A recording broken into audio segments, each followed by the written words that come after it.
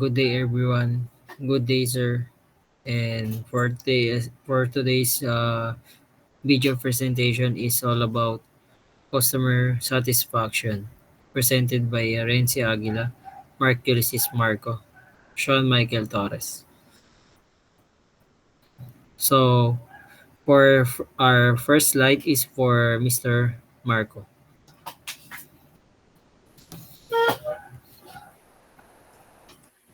Customer satisfaction is defined as a measurement that determines how happy customers are with company's products, services, and capabilities. Customer satisfaction information, including surveys and ratings, can help a company determine how to improve or changes its products and services. Next slide is for Renzi Aguila.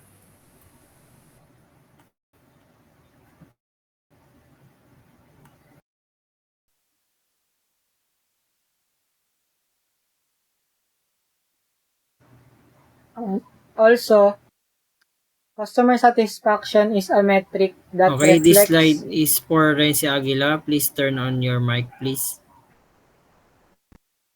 Also, customer satisfaction is a metric that reflects the extent to which a company's products or services meet the expectation of its customers.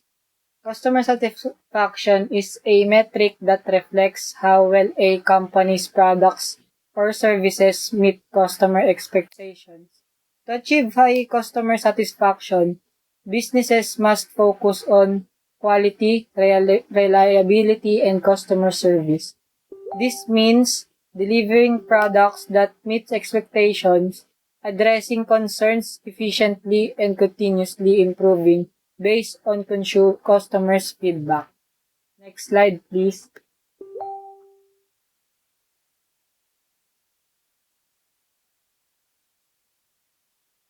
As your company grows, team members may lose direct contact with the customers, leading to a disconnect. This detachment can cause businesses to lose loyal customers and struggle to attract new ones, resulting in instability and declining revenue. The detachment can have serious consequences. Without strong relationships, business risk losing loyal customers and struggling to attract new ones. Over time, this can result in instability, declining revenue, and a weakened brand reputation. To prevent this, companies must prioritize customer engagement.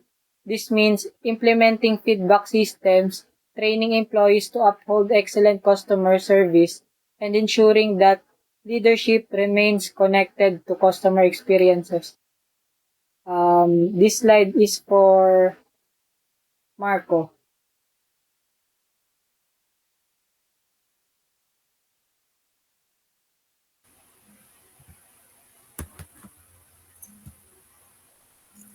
Customer satisfaction is a difference between customers' needs and expectation. The three S of consumer satisfaction. Commitment. Providing consistent high quality service that meets or exceeds expectation. Communication. Ensuring clear, transparent, and timely interaction with customers. Consistency.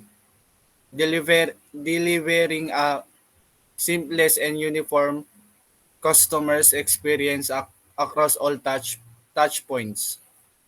Next slide.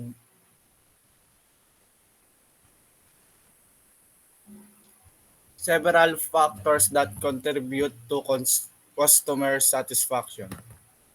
Product quality. The quality of the products or service must meet customer expectation and be consistent. Customer service. Friendly, helpful and acknowledgeable customer service can significantly enhance the overall experience. Ease of purchase. Use a example, convenient buying process or users experience can make customers feel more satisfied. Price. Perceived value for the price paid is critical. Customers want to feel that they are getting a good deal. Reputation. A positive reputation can help set expectation and influence satisfaction levels. Timeless. Meeting deadlines, delivering products on time, and respond to inquiries all contribute to satisfaction. Next slide is Sean Michael Torres.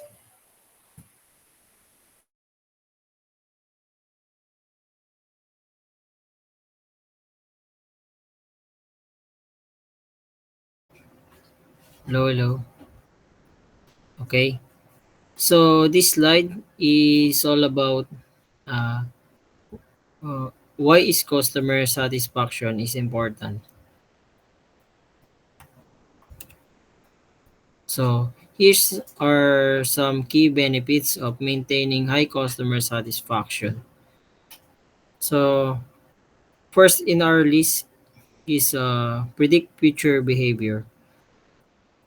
So understanding customer satisfaction helps forecast customer actions and preferences by analyzing satisfaction data. Businesses can anticipate future franchising behaviors and trends. So next to our list is reduce customers churn. Reduce customer churns, high satisfaction levels, decrease the likelihood of customers leaving your brand. When customers are happy with their experiences, they are less likely to switch to competitors, resulting in lower churn rate and higher customer retention.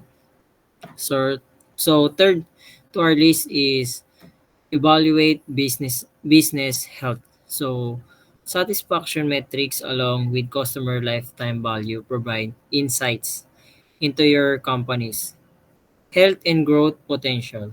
This is metric help assess whether your business is on right track and it is can sustain long-term success. So fourth is boost market shares. Boost market shares, satisfied customers are more likely to recommend your brand. Aiding is acquiring new customers. Positive experiences lead to word of mouth referrals, which are powerful tools to for expanding your customer base, increasing market shares. So fifth, uh, fifth, fifth to our list is identify improvement areas. Customer feedback highlights issues and areas needing improve.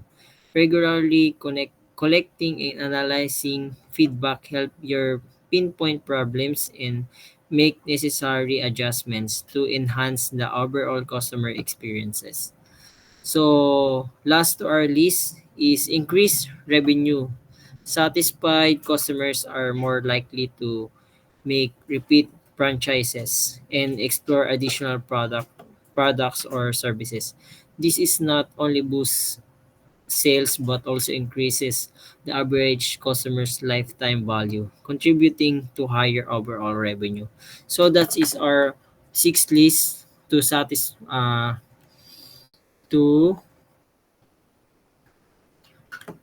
wait lang, to maintaining high customer satisfaction. So all companies have challenges in our all companies have challenges in our their effort to deliver the best experiences. However, what matters the most is how you act. You probably know that you can save a customer relationship even after an unjustifying experience. Even what started as a negative experiences can be transformed into a positive one with a clear customer support process in a place. So always uh, keep your customers in the right place and give them a uh, good services to make your business bloom. So thank you for your listening. Thank you for listening, guys. So this is our agenda for today's presentation.